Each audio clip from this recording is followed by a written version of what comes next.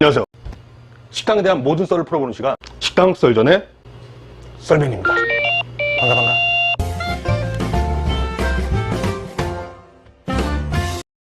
안녕하세요. 식당에 대한 모든 썰을 풀어보는 시간, 식당 썰 전에 썰맨입니다. 손을 왜 먼저 올라온 거야?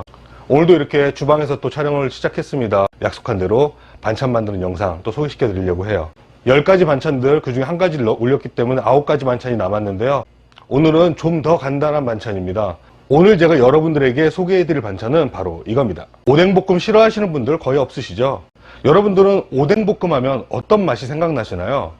제 개인적인 의견을 드리자면 그 겨울에 이런 겨울에 큰 이 뭔 개소리야! 꼬치를 즐겨 먹는 오뎅 맛 많이 생각하시죠? 저는 개인적으로 퉁퉁 부른 오뎅꼬치보다는 뿔치 않은 넣은 지 얼마 안 된 오뎅을 좋아하긴 하는데요.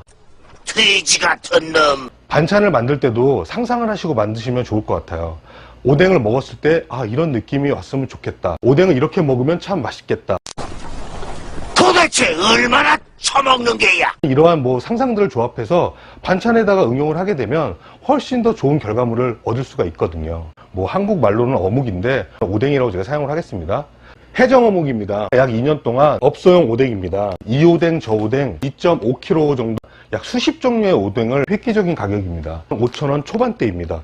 연육 함유율이 63%나 됩니다. 업소에서 사용하시는 경우에는 이런 오뎅을 구매하실 때는 얇은 오뎅을 선택하셔서 두꺼운 오뎅은 양도 그렇고 성분표를 많이 보는데요.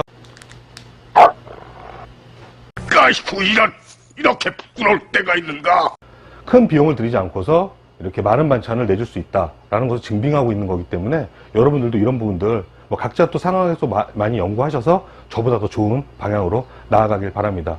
오뎅 하나 볶으면서 또 이렇게 사설이 길어 이렇게 말씀하실 수도 있는데, 저희 같은 경우에는 가족 단위 중심, 또 우리 아이들도 많이 오는 곳이기 때문에 아이들 위한 반찬들도 한두 가지 준비를 합니다.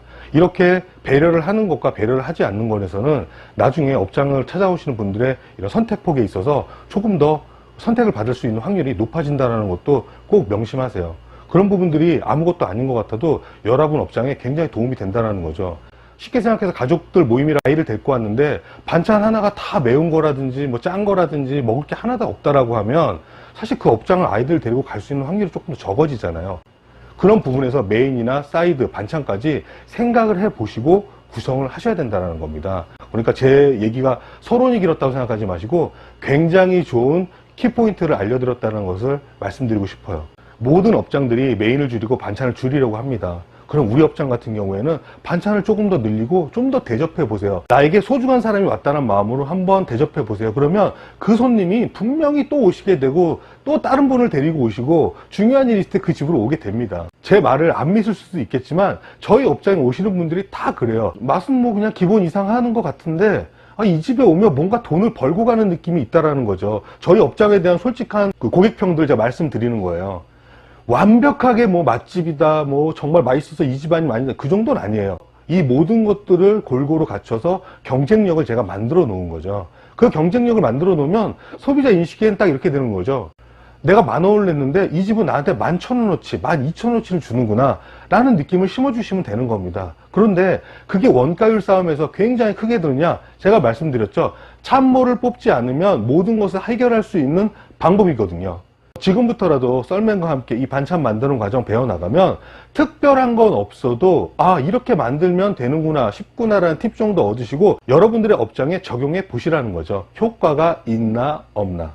썰맨의 영상을 계속 보셔야 되는지 안 보셔야 되는지에 대한 결론도 나게 됩니다. 지금부터 이 썰맨과 함께 오뎅 조리하는 법 시작해 보도록 하겠습니다. 절대 어렵지 않아요. 자, 본격적으로 오뎅볶음 해보도록 하겠습니다. 차곡차곡 쌓아주시고요. 한 입에 먹기 좋게 잘라줍니다. 끝부분은 지저분하니까 잘라주시고요. 하나, 둘, 셋. 쉽죠? 먹기 좋게만 잘라주시면 돼요. 자, 다음은 들어가는 야채가 어떤 것인지 볼까요? 당근 하나, 양파는 2개 들어갑니다. 당근보다 양파 양이 더 많아야 됩니다. 2배 정도 보시면 될 것 같아요. 다음은 파채입니다. 파채는 대파 2개 정도 쓰시면 되고요. 저희는 식자재의 통일성을 위해서 파츠 자체를 커팅해서 사용하고 있습니다. 뭐 별도로 손질하거나 재료를 준비하지 않습니다. 설탕 넣으시고요. 참깨 2큰술 들어갑니다.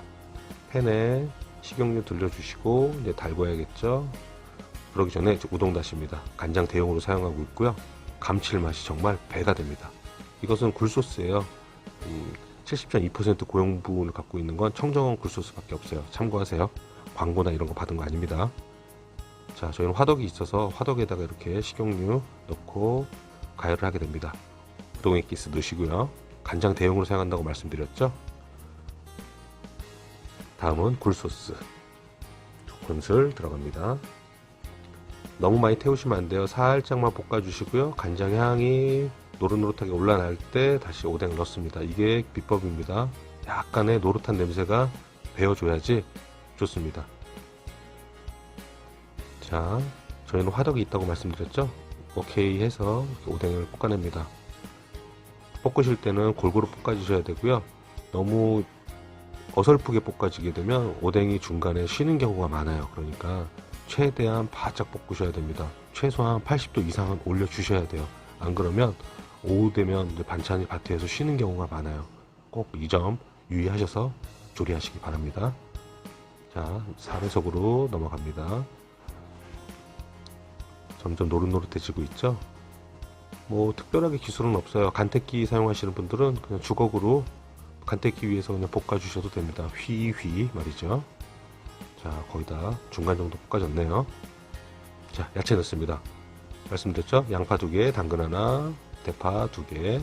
대파는 미리 저희 기계에서 파채 썰어 놓은 걸 커팅해서 사용하고 있어요. 손 많이 가게 하면 반찬 자체가 어려운 거예요. 공통된 식자재로 이렇게 볶아내야지 일이 쉬운 겁니다. 앞으로 저희가 사용하는 이 식자재, 요 야채들이 어느 부분에 또 중복돼서 사용되는지 한번 유심히 보세요. 그러면 아, 썰맨이 이야기한 대로 쉽겠구나 생각이 드실 거예요. 식당 썰 전에 오뎅볶음 레시피입니다. 사과 거목 1kg, 당근채 1개, 양파채 2개, 대파채 2개, 볶음 참깨 2큰술, 식용유 4큰술, 우동 원액 1큰술, 간장 대용으로 사용한다고 했죠. 감칠맛이 배가 됩니다. 굴소스 2큰술, 청정원 굴소스를 추천드리고요. 고용불이 굉장히 좋아요. 70%가 넘습니다. 설탕 3큰술 들어가고요. 본 영상의 무단 불펌을 썰매는 매우 좋아합니다. 자, 거의 다 완성이 돼가네요. 보이시죠? 윤기 흘리는 거. 설탕 대신 물엿을 사용하셔도 무방하니까요. 요즘은 뭐 업장의 스타일에 맞게, 각 조리자의 스타일에 맞게 응용하셔서 이용하시면 되겠습니다. 그냥 기본적인 레시피라고 생각하시면 될 것 같아요. 자, 마지막 조금 더 볶아주시고요. 자, 완성이 됐습니다. 어때요? 때깔 좋죠? 자, 바트에 물기가 없게 해주시고요. 저는 그 화덕이의 잔열로 바트 자체에 열기를 좀 준 다음에 그 다음에 음식을 넣고 있습니다. 원래는 한 소끔 식히고 들어가면 좋은데 저희는 소진이 좀 빠른 편이라 그냥 넣고 사용하고 있습니다. 짠, 보이시죠? 오늘 식당 썰 전에 오뎅볶음 레시피 했습니다. 전국에서 이렇게 고생하시고 또 이렇게 수고하시는 여러분들 화이팅 하시고요. 언제든지 우리는 잘 될 수 있다는 희망과 확신을 갖고 움직인다면 꼭 성공할 수 있다는 그 마음으로 영업하시기 바랍니다.